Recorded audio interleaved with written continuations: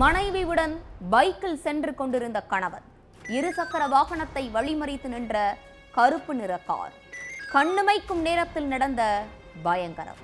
பட்ட பகலில் மனைவியுடன் சென்ற இளைஞரை சுட்டுக் கொன்றது எந்த கும்பல்? கொலைக்கான பின்னணி என்ன?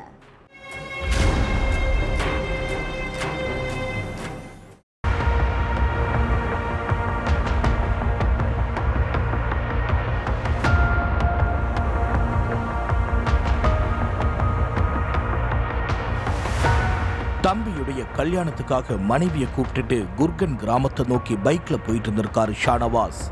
அப்போ அங்க வேகமா வந்த கருப்பு நிற கார் ஒண்ணு ஷானவாஸுடைய பைக்கை வழிமறைச்சு நின்று இருக்கு. முகம் தெரியாத அளவுக்கு முகமூடி அணிஞ்சுக்கிட்டு கார்ல இருந்து இறங்கின 4 பேரு ஷானவாஸ சரமாரியா தாக்கி இருக்காங்க. யார் நீங்க? என்ன எதுக்கு அடிக்கிறீங்க? நான் என்ன தப்பு செஞ்சேன்? என்ன உயிரோட விட்டுருங்கன்னு அந்த கும்பல் கிட்ட கெஞ்சி இருக்காரு ஷானவாஸ். ஆனா ஷானவாஸ் சொல்ற எதையுமே காதுல வாங்காத அந்த கும்பல் கத்தியை எடுத்து அவரை சரமாரியா குத்தி இருக்காங்க.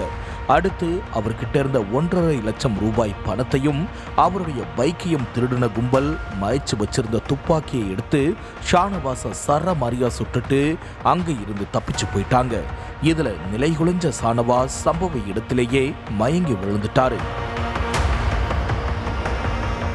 இதை பார்த்த அங்கிருந்த ஒருத்தர் ஆம்புலன்ஸ் வர வச்சு ஷானவாஸை ஹாஸ்பிட்டலுக்கு அனுப்பி வச்சாரு. அங்க ஷானவாஸை செக் பண்ண டாக்டர்கள் அவரை ஏற்கனவே உயிரிழந்துட்டதா சொல்லிட்டாங்க. இந்த விஷயத்தை தெரிஞ்சுக்கிட்டு ஸ்பாட்டுக்கு போன போலீஸ் ஷானவாஸுடைய மனைவி மைஃப்ரீன் கிட்ட என்ன நடந்துச்சு, யார் உங்க கணவரை கொன்னது, அவங்கள அடையாளம் தெரியுமான்னு கேட்டிருக்காங்க. முகமூடி அணிஞ்சிருந்ததால எனக்கு யாரு முகமும் தெரியலன்னு சொல்லிட்டாங்க மைஃப்ரீன். அடுத்து கொலை நடந்த இடத்துக்கு போன போலீஸ் அங்கிருந்த கடையில உள்ள சிசிடிவி காட்சிகளை ஆய்வு பண்ணாங்க. அதுல கொலை கும்பலை சேர்ந்த ஒருத்தன் ஷானவாஸ் உயிரிழந்ததுக்கு அப்புறம் மைஃப்ரீன் காதல ஏதோ ஒரு விஷயத்த சொல்லிட்டு கிளம்பி இருக்கான். இந்த காட்சியை பார்த்த போலீஸுக்கு மைஃப்ரீன் மேல சந்தேகம் ஏற்பட்டிருக்கு.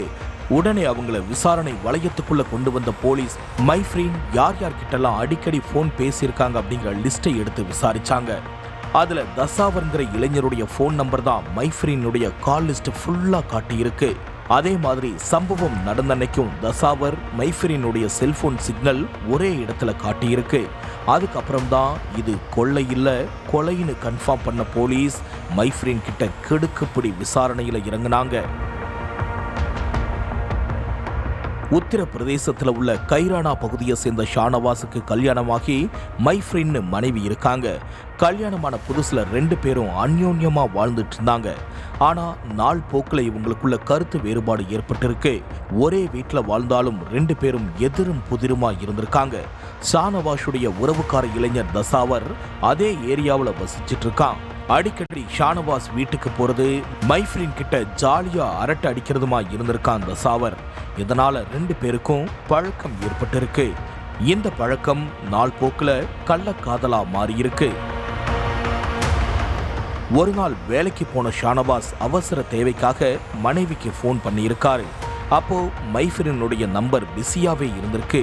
இதனால கடுப்பான ஷானவாஸ் வீட்டுக்கு போய் யார்கிட்ட ரொம்ப நேரமா போன் பேசிட்டு இருந்தேன்னு கேட்டிருக்காரு.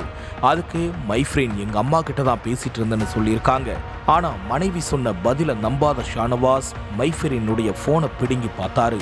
அதுல தசாவர் கிட்ட போன் பேசினதை கண்டுபிடிச்ச ஷானவாஸ் இவன் கிட்ட போன் பேசிக்கிட்டு உங்க அம்மா கிட்ட பேசணுன்னு பொய் சொல்றியான்னு கேட்டு சண்டை போட்டிருக்காரு.